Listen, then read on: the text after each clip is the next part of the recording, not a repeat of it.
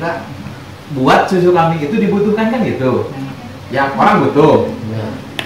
Butuhnya karena apa? Kan gitu. Ada orang butuhnya karena kebutuhan pengobatan bikin. Tapi kan itu ceruknya kecil banget. Orang-orang tertentu yang mungkin punya lahan dan sebagainya. Bagaimana kemudian kita masuk ke pengolahan yang kan kita harus membuat susu kambing itu familiar. Ya IPK selama ini kan susu kambing perengus, susu kambing itu bau dan lain sebagainya, mahal. Nah, dan orang yang tidak tabu dengan bahasa itu hanya orang-orang yang ngerti aja gitu. Nah, bagaimana kemudian kita buat ngerti orang yang banyak itu kan gitu ya, kita menampilkan hasil penelitian tentang susu kambing dan apa keunggulannya, dan kita branding juga bahwa ya kita bangun image-nya yang bagus-bagus dari mulai proses pemerahannya, dari proses perawatan. Itu sih yang saya lakukan selama ini ya.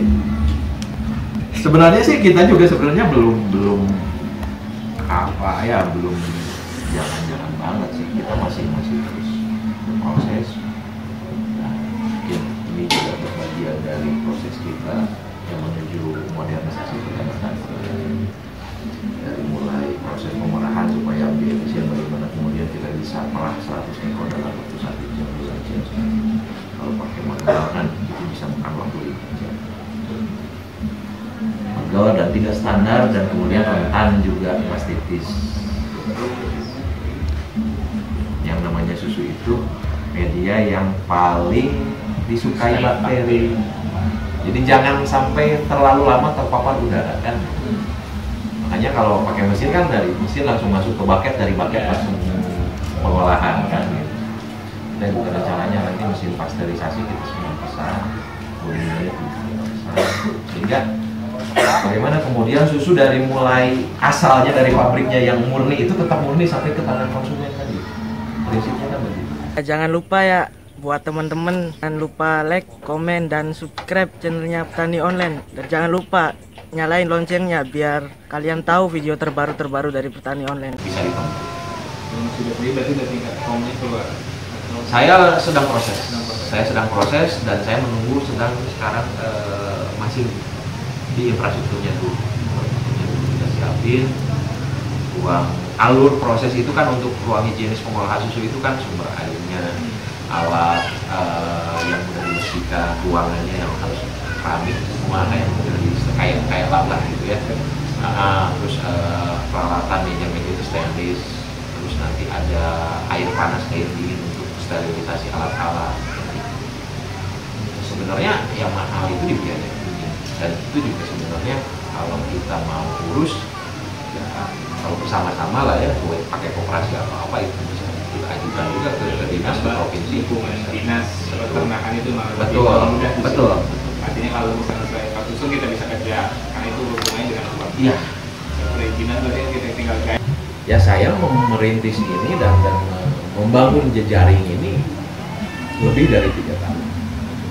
3 tahun itu ya saya bekerja tiap hari 24 jam sehari, saya full kerjakan sendiri dan dengan modal sendiri, dengan daya upaya sendiri. Saya ngarit sendiri, saya urus sendiri, saya perah sendiri, saya pasarkan sendiri susu itu, saya silaturahmi ke sana sendiri. Baru di tahun ketiga setelah semuanya terlihat, orang mau datang. Ya kita harus punya pekerjaan dulu, baru orang datang. Baru pekerjaan kita yang bicara gitu. Kita tidak lagi usah ngomong mbak itu. Jadi pola hubungannya jelas, bargainingnya jelas. Bantuan banyak, kadang mereka mengembalikan uang itu karena memang tidak ada kegiatannya buat apa? Merintis jalannya, karena memang di awal itu ya 2 tahun pertama itu ya cukup sulit. Saya bilang cukup sulit. Karena saya juga dan kita hari ini saya mulai kerjasamakan juga dengan BUMDes, karena kalau kita sudah fokus di usaha ini ya otomatis kita nggak bisa kemudian ya orang mungkin berpikir lebih banyak keuntungan kalau kita kerjakan semua, tapi ternyata dalam usaha itu enggak. Ya, karena apa? Karena fokus kita itu di mana core-nya kan gitu. Kalaupun kemudian kita punya tanah sendiri, ya itu akan lebih simpel kalau misalnya kita suruh urus aja petani dan kita kerjasama. Karena kita tidak lagi menambah tenaga kerja untuk mengurus lahannya, kita fokus 300 ekor, 200 ekor ini dengan 3 orang. Ya kalau kebutuhan ngarit rumput kan tentatif, bisa sebulan sekali. Kita kan sifatnya bisa mereka yang kerjakan. Kalau kita upah nambah gaji lagi, nambah karyawan lagi kan bulanan nanti. Akhirnya kan keberuntungan lah.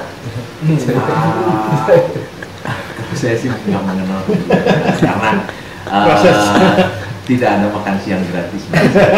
Jadi semuanya saya bayar. Saya pikir ya saya membayar semua harga yang mesti saya bayar untuk sampai di titik ini. Ya di 2 tahun pertama saya kerjakan sendiri semua pekerjaan.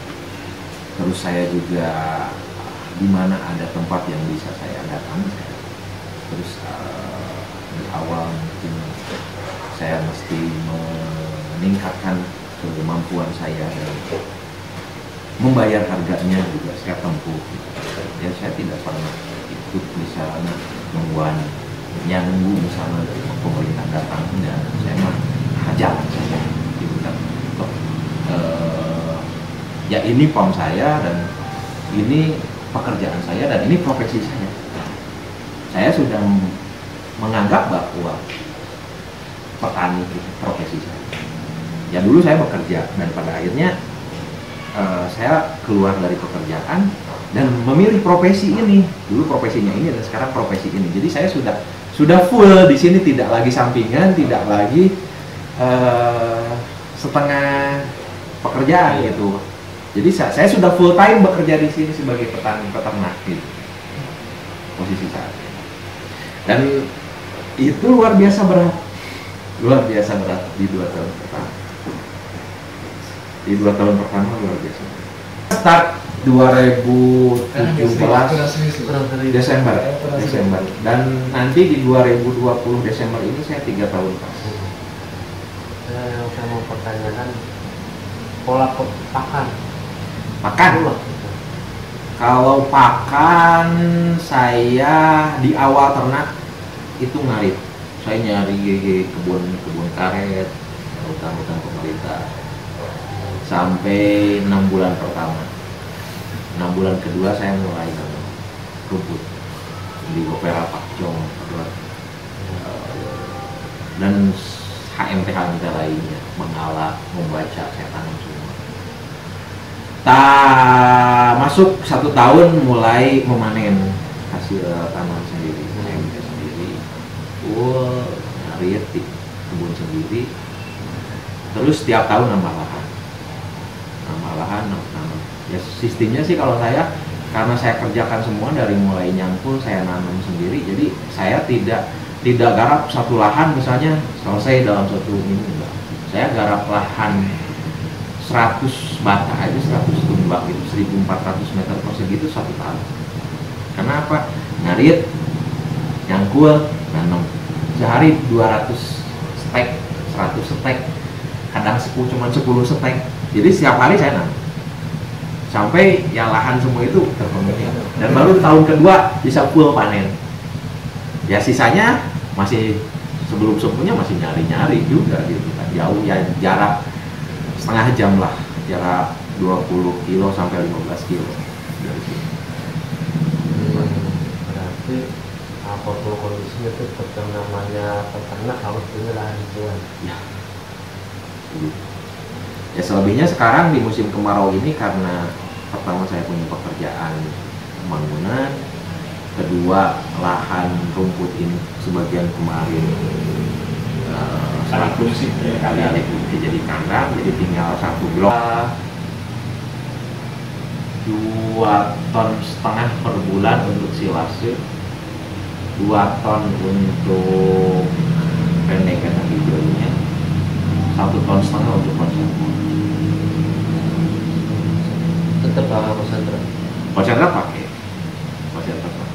Ya kalau cuman breeding ya enggak. Kalau kita untuk perah ya mau tidak mau kita pakai konsentrat. Saya pakai PK 20% di 4 ribuan. 4 ribu. Ya. Nggak pakai merek. Kita punya teman. Oh sih. Hikmat. Itu alumni Fakultas Peternakan. Dia bikin pakan ternaknya bareng pas saya mulai ternak. Dulu saya pertama ambil ke pabriknya dia masih pakai sekop. Itu sekitar saya seminggu 2 sak ngambil pakai motor. Ya sekarang dikirim ke sini lah 1,5 tahun sebulan.